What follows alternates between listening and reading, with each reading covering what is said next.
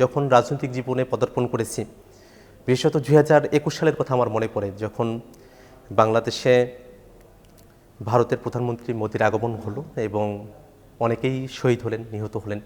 সে প্রেক্ষাপটে আমাদেরকে গ্রেফতার হতে হলো। সেই প্রথম জেলে যাওয়া, টানা 1 মাস রোজার সময়টাতে জেলে থেকে ঈদ উল ফিতরের দিন, ঈদের দিন জেলখানায় বিশেষ খাবারের আয়োজন করা হলো। সেদিন মাংসের টুকরোটো তুলনামূলকভাবে অনেক বড় ছিল।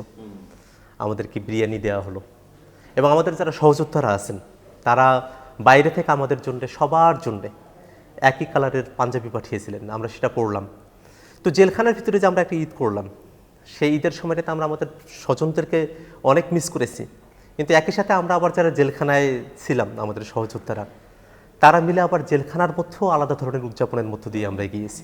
ওই সময়টাতে এমন অনেক বন্দী জেলখানায় ছিলেন যারা আসলে ট্রেডিশনালি অপরাধী না, তারা রাজনৈতিক বন্দী, রাজবন্দী।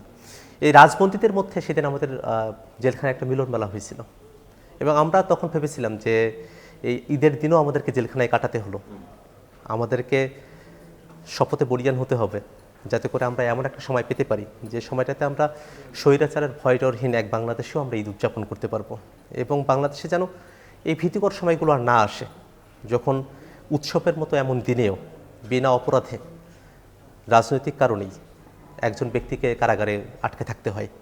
এই উপলব্ধিগুলো আমাদের তখনই হওয়া।